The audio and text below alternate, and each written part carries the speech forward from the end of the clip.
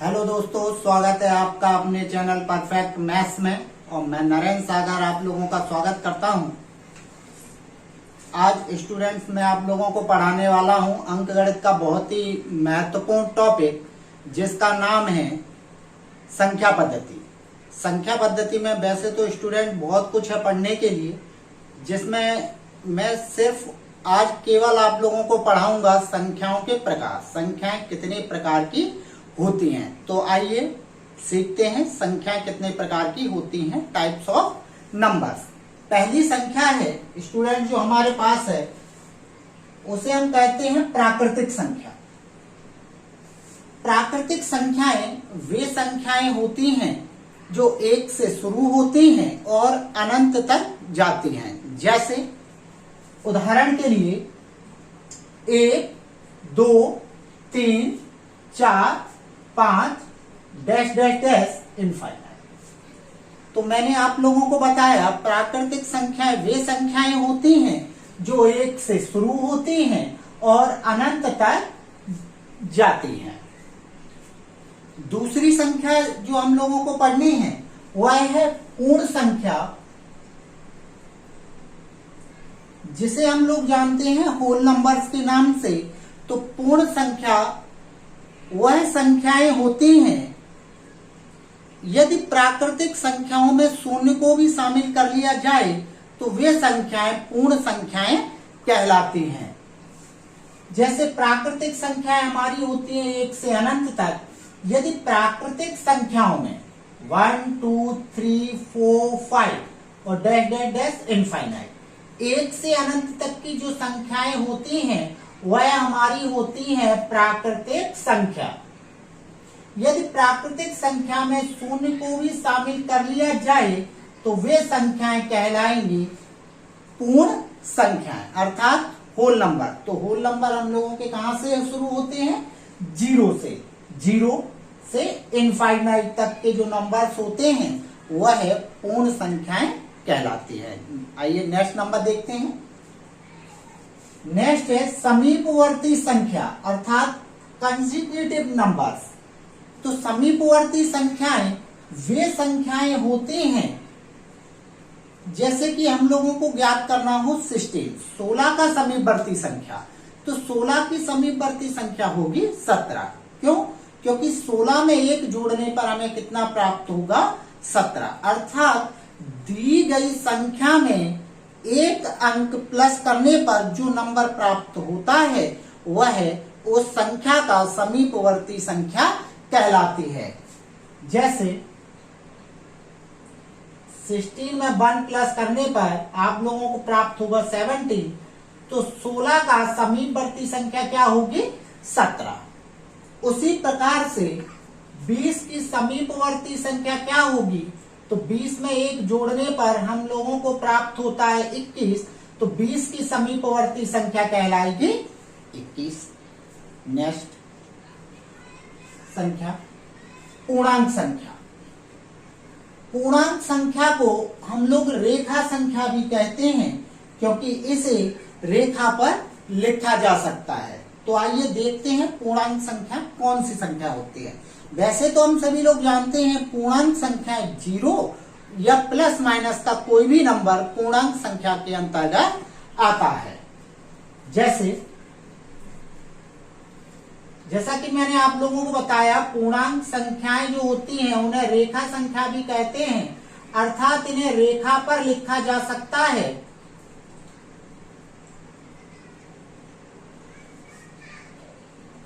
उदाहरण के तौर पर 0 प्लस का 1 माइनस का 1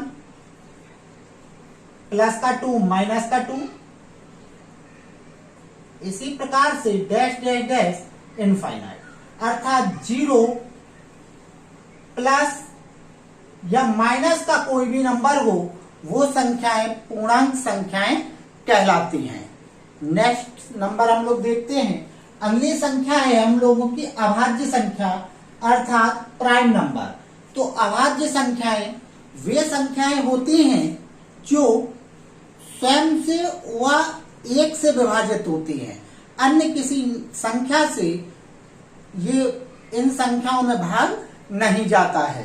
तो देखते हैं अभाज्य संख्याएं कौन कौन सी होती हैं। जैसे हम लोग कहें 2, तो 2 में स्वयं का भाग जा रहा है और 1 का भी भाग जा रहा है, अर्थात 2 कैसी संख्या होगी? अभाज्य संख्या होगी। क्यों होगी? क्योंकि इसमें स्वयं का भी भाग जा रहा है और 1 का भी भाग जा रहा है। ऐसी संख्याएं जिनमें स्वयं का भाग और 1 का भाग जाए अभाज्य संख्याएं कहलाती हैं। उदाहरण के तौर पर 2, 3, 5, 7, 11, 13, 17, 19, 23, 29, 31, 37, 41, 43, 47, 53, 59, 63, 67, 71, 73, 79, 83, 89, 97 डैश डैश डैश इनफाइनाइट। तो हम लोगों ने अभाज्य संख्याएं देखी हैं। यहां पर मैंने अभाज्य संख्याएं 1 से 100 तक की अभाज्य संख्याएं लिखी हैं। सबसे छोटी अभाज्य संख्या होती है 2। यदि स्टूडेंट्स आपसे प्रश्न पूछा जाए एग्जाम में कि सबसे छोटी अभाज्य संख्या कौन सी है, तो सबसे छोटी अभाज्य संख्या कौन सी है? 2 है। 2 नंबर की सबसे छोटी अभाज्य संख्या कौन सी है? तो 2 नंबर की सबसे छोटी अभाज्य संख्या होती है 11। 2 नंबर की सबसे बड़ी अभाज्य संख्या कौन सी है? तो वह होती है स्टूडेंट्स 97। तो इस प्रकार से आप लोगों ने संख्याओं को देखा। एक बार मैं आप लोगों को वंस अगेन बता रहा हूं, आप लोग देख लीजिएगा। प्राकृतिक संख्या, पहली संख्या पढ़ी हम लोगों ने प्राकृतिक संख्या। प्राकृतिक संख्या 1 से शुरू होती है और अनंत तक जाती है। नेक्स्ट सेकंड नंबर हम लोगों ने पढ़ा पूर्ण संख्या। पूर्ण संख्या 0 से स्टार्ट होती है और अनंत तक जाती है।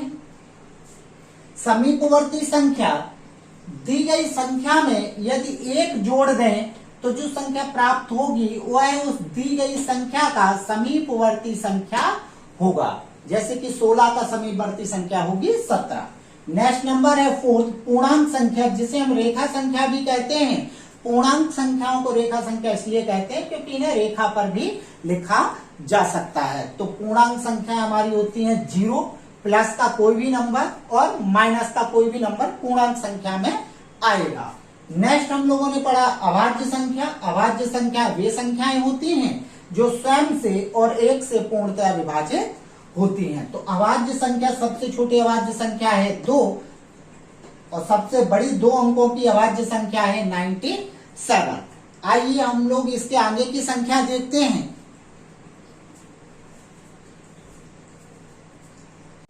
अगली संख्या है सहअभाज्य संख्या, जिसे हम कोप्राइम नंबर भी कहते हैं। तो सहअभाज्य संख्या कौन सी संख्याएं होती हैं? ऐसी 2 या 2 से अधिक संख्याएं जिनका महत्तम समापवर्त अर्थात HCF 1 होता है, वो संख्याएं सहअभाज्य संख्याएं कहलाती हैं। 2 या 2 से अधिक ऐसी संख्याएं जिनका महत्तम समापवर्त 1 होता है, सहअभाज्य संख्याएं कहलाती हैं। उदाहरण के लिए 17 और 25। जब हम 17 और 25 का महत्तम समापवर्त निकालेंगे तो उनका महत्तम समापवर्त आएगा 1, अर्थात ये संख्याएं सहअभाज्य संख्याएं होंगी। यह कैसे पता करेंगे कि इनका महत्तम समापवर्त 1 ही आएगा? दोनों संख्याओं के बीच में कोई कॉमन फैक्टर ना हो तो वह संख्याएं सहअभाज्य संख्याएं कहलाएंगी। जैसे 12-16, ये दोनों संख्याएं 2 से विभाजित होंगी, अर्थात 2 इन दोनों संख्याओं के बीच में कॉमन फैक्टर है, अर्थात इन दोनों संख्याओं का HCF 2 और 4, ये दोनों संख्याएं 2 और 4 दोनों से पूर्णतः विभाजित हैं, तो इन दोनों नंबर्स में 4 बड़ा संख्या है अर्थात बड़ी संख्या है, तो महत्तम समापवर्त क्या होगा 4। हमें ऐसी संख्याएं चाहिए स्टूडेंट्स जिनका महत्तम समापवर्त 1 हो। ऐसी संख्याएं या हम ये कहें ऐसी संख्याएं केवल और केवल 1 से ही कटती हैं और किसी अन्य संख्या से नहीं कटती। जैसे 11, 15, 17, 19। इन्हें हम और विस्तार से आगे की वीडियो में देखेंगे कि महत्तम समापवर्त हम किस प्रकार से निकालते हैं। अभी आप लोग ध्यान रखिएगा कि दोनों संख्याओं के बीच में कोई कॉमन फैक्टर नहीं होना चाहिए, या हम ये कह सकते हैं दोनों संख्याएं किसी एक ही नंबर से भाग नहीं होना चाहिए, एक के अलावा। नेक्स्ट संख्या है भाज्य संख्या। भाज्य संख्याएं वे संख्याएं होती हैं जो स्वयं से, 1 से व अन्य संख्या से पूर्णतया विभाजित हो। स्वयं से, 1 से व अन्य संख्या से पूर्णतया विभाजित हो, ऐसी संख्याएं भाज्य संख्याएं कहलाती हैं। भाज्य संख्याएं 4 से शुरू होती हैं। उदाहरण के तौर पर भाज्य संख्या 4 से शुरू होती हैं क्योंकि 4 ही वह छोटा नंबर है जो स्वयं से, 1 से व अन्य संख्या से पूर्णतया विभाजित होता है। स्वयं से, 1 से व अन्य संख्या से पूर्णतया विभाजित होता है।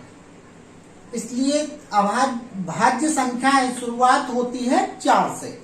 जैसे 4, 6, 8, 9, 10 dash dash dash infinite. Next number है वास्तविक संख्या, रियल नंबर। वास्तविक संख्या 2 भागों में विभाजित होती है, परिमेय और अपरिमेय। तो आइए जानते हैं क्या होती हैं वास्तविक संख्याएं। तो हम स्टूडेंट्स ये कह सकते हैं कि वास्तविक संख्याएं सभी संख्याएं होती हैं अवास्तविक को छोड़कर, अर्थात अवास्तविक को छोड़कर सभी संख्याएं वास्तविक होती हैं। तो वास्तविक संख्याएं 2 भागों में विभाजित होती हैं, परिमेय और अपरिमेय। तो आइए जानते हैं परिमेय संख्याओं में कौन सी संख्या आती हैं और अपरिमेय में कौन सी संख्या आती हैं। परिमेय संख्याओं को हम आसान भाषा में कह सकते हैं कि वे सभी संख्याएं जो वर्गमूल में ना हो, अर्थात स्क्वायर रूट के अंदर ना हो, परिमेय संख्या कहलाती हैं। जैसे 0, 22/7, 3.1428, √60। ये कुछ उदाहरण हैं, आप लोग इन्हें डायरेक्ट ध्यान रखिएगा। 0, 22/7, 3.1428, √60।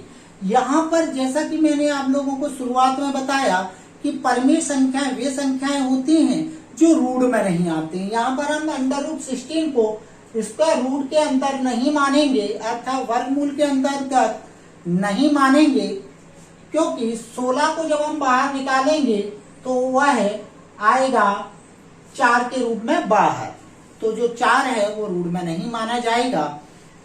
नेक्स्ट अपरिमेय संख्याएं।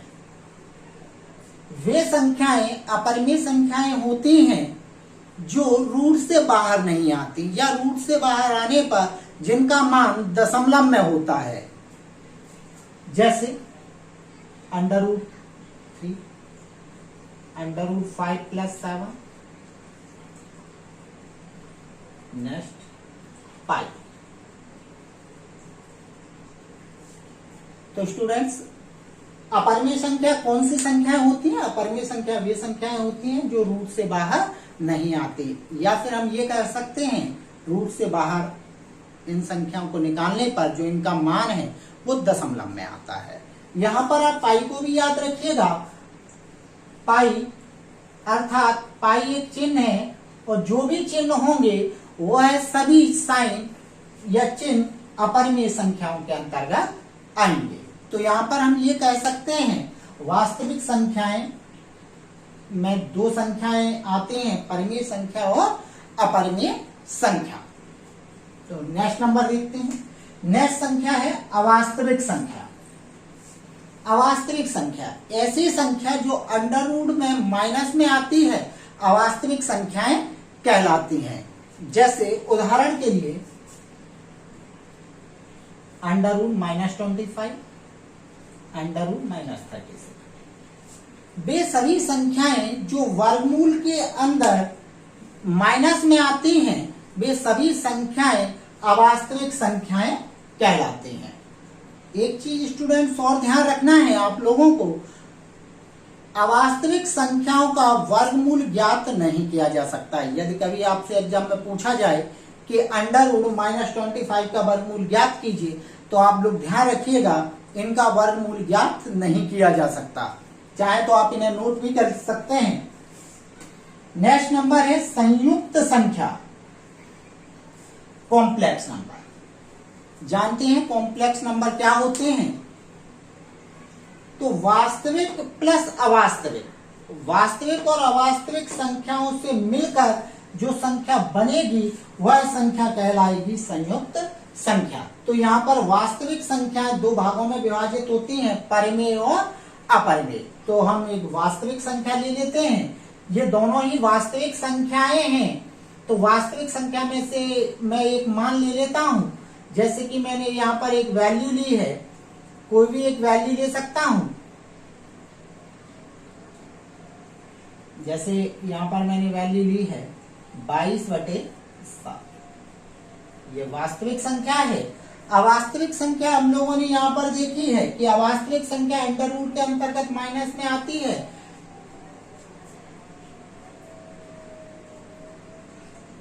तो इसे मैं इस प्रकार से लिख सकता हूं 22/7 25i, क्योंकि अवास्तविक संख्याओं को हम लोग लिखते हैं i से रिप्रेजेंट करते हैं, क्योंकि इन्हें इमेजिनरी नंबर कहते हैं। तो संयुक्त संख्या कौन सी संख्याएं होती हैं? संयुक्त संख्याएं वे संख्याएं होती हैं जो वास्तविक और प्लस अवास्तविक दोनों से मिलकर बनी हों, ऐसी संख्याएं संयुक्त संख्याएं कहलाएंगी। और यहाँ दोस्तों मैं एक चीज और बताना चाहूंगा कि वास्तविक संख्याओं में आप कोई भी नंबर ले सकते हैं, जरूरी नहीं वह फ्रैक्शन में हो, वह नेचुरल नंबर हो सकता है। जैसे कि हम लोग लिख सकते हैं 5 + (-36), तो इसे लिख सकते हैं 5 + 36i। यह एक संयुक्त संख्या होगी। हम लोग अगले नेक्स्ट नंबर देखेंगे, तो नेक्स्ट नंबर हम लोग विस्तार में परिमेय संख्या और अपरिमेय संख्याओं को देखते हैं। तो आइए नेक्स्ट नंबर है परिमेय संख्या। नेक्स्ट संख्या है परिमेय संख्या। अभी स्टूडेंट मैंने आप लोगों को बताया था कि परिमेय संख्या किस संख्या के अंदर आती है, तो परिमेय संख्या आती है वास्तविक संख्या के अंदर। यदि आपसे ये पूछा जाए अपरिमेय संख्या किस संख्या के अंतर्गत आती है, तो अपरिमेय संख्याएं भी वास्तविक संख्या के अंतर्गत ही आती हैं। तो आइए हम विस्तार में जानते हैं परिमेय संख्याएं अर्थात रेशनल नंबर्स किन्हें कहते हैं। तो परिमेय संख्या जिन संख्याओं को P/Q के रूप में लिखा जा सकता है वे सभी संख्याएं परिमेय संख्याएं कहलाती हैं।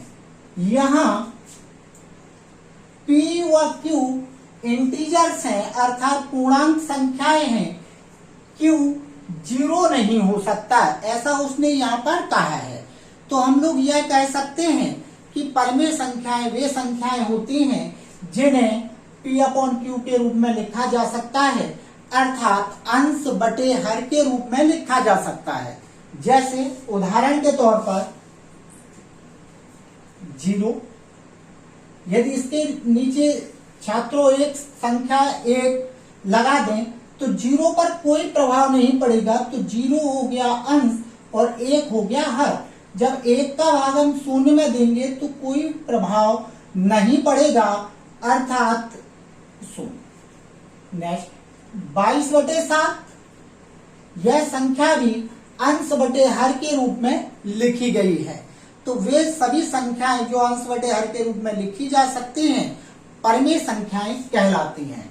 जैसे यदि 7 का भाग 22 में देंगे तो 3.1428 प्राप्त होता है। यदि इस वैल्यू को हम लोग सॉल्व करें, यहां से पॉइंट हटाएंगे तो 31428 अपॉन 1000 आएगा। इसका मतलब यह हुआ कि ऊपर वाली संख्या अंश होगी और नीचे वाली संख्या हर होगी। ऐसी सभी संख्याएं जिसे अंश और हर के रूप में व्यक्त किया जा सकता है परिमेय संख्याएं कहलाती हैं। तो यहाँ पर 3.1428 जो संख्या होगी वह होगी हमारी कौन सी संख्या? परिमेय संख्या।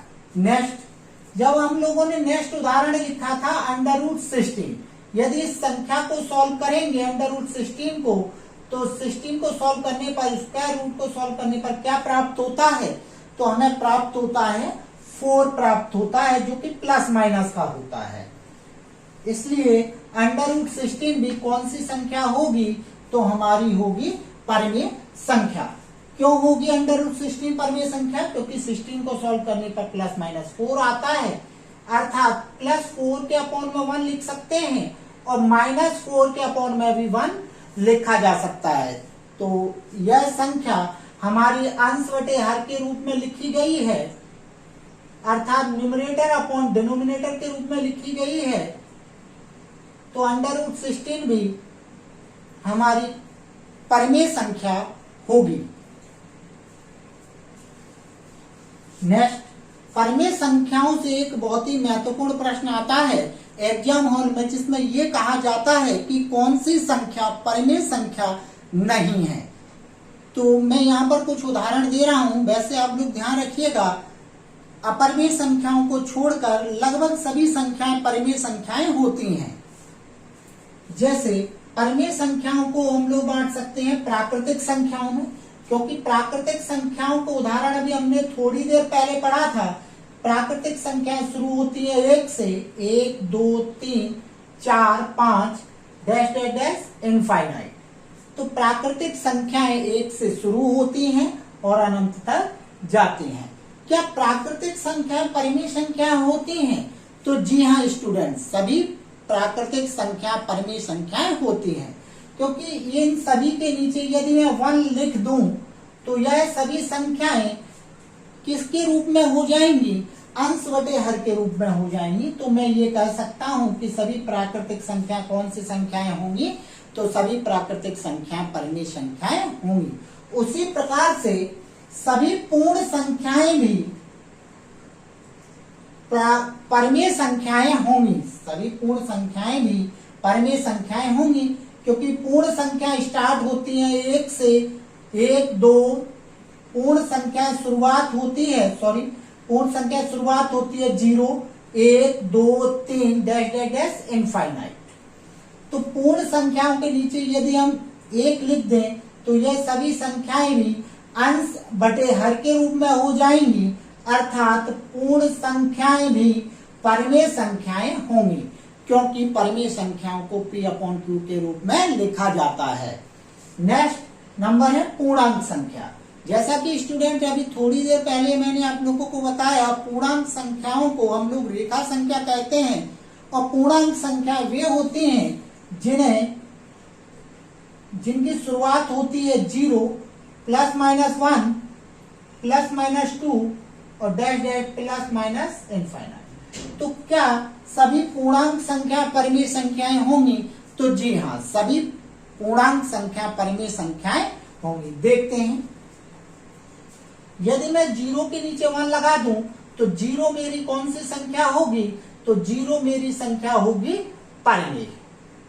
यदि मैं +1 +2 या +3 के नीचे कोई भी नंबर जो कि 1 है लिख देता हूं, तो यह नंबर भी प्लस का कोई भी नंबर मेरा किस में चेंज हो जाएगा, तो ये चेंज हो जाएगा परिमेय संख्या में, क्योंकि परिमेय संख्याओं को मैं लिख सकता हूं P/Q के फॉर्म में। इसी प्रकार से यदि मैं यहां से माइनस का नंबर लूं तो -1, -2, -3, इसके नीचे भी मैं 1 लगा सकता हूं। तो इस प्रकार से मैं कह सकता हूं कि शून्य अंश बटे हर के रूप में लिखा गया है, तो शून्य मेरा परिमेय संख्या होगी। नेक्स्ट +1, +2, +3 के अपॉन में 1 यदि हटा दें तो प्लस का कोई भी नंबर परिमेय संख्या होगा। इसी प्रकार से माइनस का कोई भी नंबर परिमेय संख्या होगा। तो 0, प्लस का कोई भी नंबर और माइनस का कोई भी नंबर यदि दिया जाए तो वह संख्या पूर्णांक संख्या होती है और सभी पूर्णांक संख्या परिमेय संख्याएं होंगी। नेक्स्ट हम लोगों को पढ़ना है पूर्ण वर्ग संख्या, परफेक्ट स्क्वायर नंबर। जैसा कि अभी मैंने आप लोगों को बताया था कि √16 को जब सॉल्व करेंगे तो √16 सॉल्व होकर होगा +-4, और +-4 प्लस का कोई भी नंबर या माइनस का कोई भी नंबर किसमें आता है, पूर्णांक संख्या में आता है। और पूर्णांक संख्या कैसी संख्या होती हैं, परिमेय संख्या। नेक्स्ट संख्या है स्टूडेंट्स हम लोगों के पास अशांत शुद्ध पुनरावृत्त दशमलव भिन्न। एग्जाम की दृष्टि से यह भी बहुत महत्वपूर्ण है, अशांत शुद्ध पुनरावृत्त दशमलव भिन्न। जैसे कि हम सभी लोग जानते हैं जो संख्याएं अंश बटे हर के रूप में लिखी जाती हैं वे सभी संख्याएं परिमेय संख्याएं होती हैं। उदाहरण के लिए 22/7 यहां पर मैंने लिखा है, 22 यहां पर अंश अर्थात न्यूमरेटर होगा, 7 यहां पर हर अर्थात डिनोमिनेटर होगा, जिसे हम उदाहरण में पहले ही पढ़ चुके हैं। 22/7 कैसी संख्या होगी, परिमेय संख्या, क्योंकि इसे हम लोग किसके रूप में लिख सकते हैं, P/Q के फॉर्म में लिखा जा सकता है। यदि मैं 7 से 22 को डिवाइड दूं तो मेरे पास नंबर प्राप्त होगा 3.142857 और ये नंबर नेक्स्ट रिपीट होगा 142857 के रूप में। तो यहां पर स्टूडेंट देखें ध्यान से, यहां पर 3.142857 के बाद वही नंबर पुनः रिपीट हुआ है 142857 के रूप में, अर्थात दशमलव के बाद सभी अंक